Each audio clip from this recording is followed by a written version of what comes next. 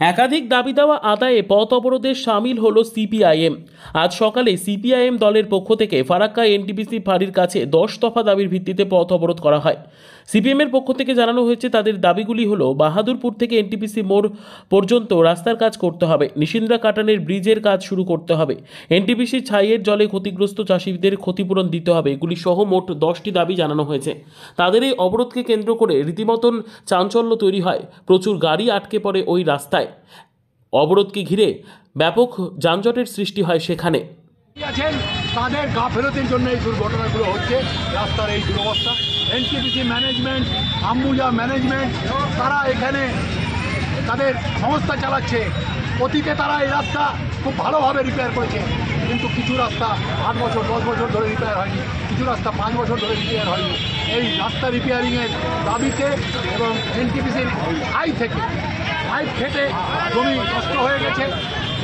জলপুকুরিয়া থেকে আমতলা পর্যন্ত হাজার হাজার বিঘা চাষের জমিতে এই ছাই ঢুকে চাষ অযোগ্য হয়ে গেছে জমিগুলো।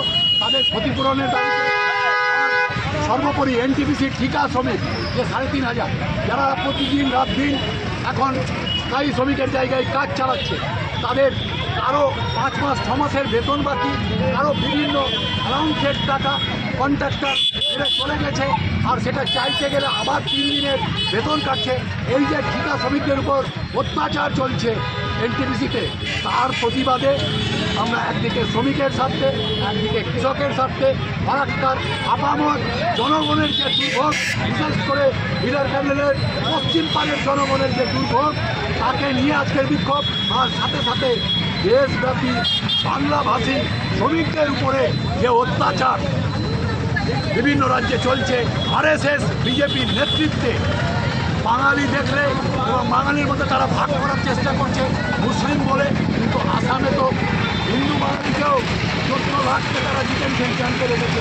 ফলে এই বাংলার বিরুদ্ধে যে জেহাদ, এর বিরুদ্ধেও আমরা আজকে এই বিক্ষোভের ডাক দিয়েছি। যেগুলো বন্ধ করতে হবে, রাজ্য সরকার কেন্দ্র সরকারকে অবিলম্বে আলোচনা করে ভারত গণতান্ত্রিক দেশ, এই দেশে এগুলো চলবে না, এটা বন্ধ করতে হবে। এই দাবি জানাতে আমরা এনটিপিসি কর্তৃপক্ষ, আম্বুজা, পুলিশ প্রশাসনকে চিঠি দিয়ে আজকে বিক্ষোভ করেছি। আজকের বিক্ষোভে মানুষ যেভাবে সাড়া দিয়েছে, আগামী দিনে যদি এই দাবি পূরণ না হয় তাহলে আমরা ফারাক্কা স্তব্ধ করব। আজকে যেই আপনাদের কর্মসূচি পথ অবরোধ কি নিয়ে?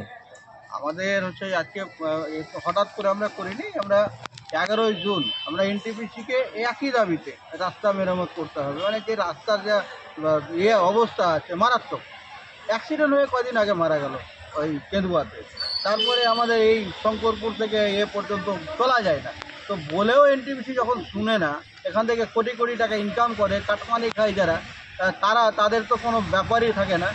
এবং এনটিপিসি যে ছাই, এই ছাইয়ের জমির ফসল নষ্ট করছে, জলের সঙ্গে মিশছে আর ফসল নষ্ট করছে। এই কৃষকরা কী করবে, সংসার চলবে কী করে?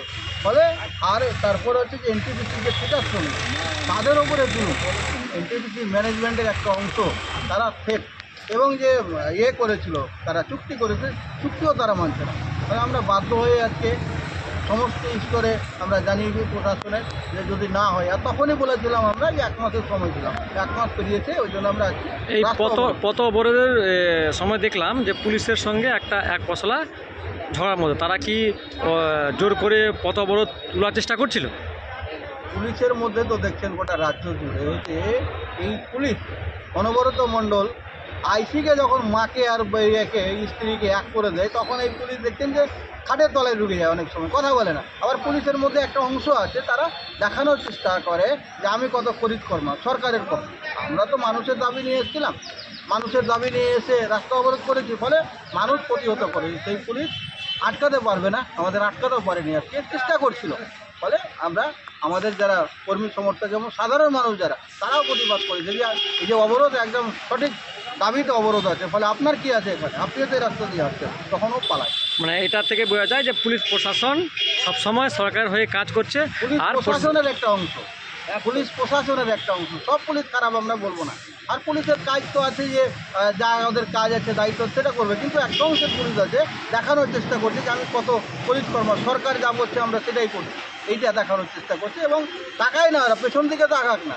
এই যে সরকার পুলিশের ওপরে, সরকার অর্থাৎ শাসক দলের তৃণমূল কংগ্রেসের যারা নেতৃত্ব আছে কী ভাষায় কথা বলছে দেখলেন তো অনবরত মণ্ডলকে। তা আইসির বিরুদ্ধে কী কথা বললো, বলে সব পুলিশ, এখন পুলিশ প্রশাসনের একটা অংশ আছে, তারাও ভাবছে, তারাও দেখছে, আর একটা অংশ তো থাকবেই, বাচ্চাটা যারা আছে তারা সেই কাজ করবে।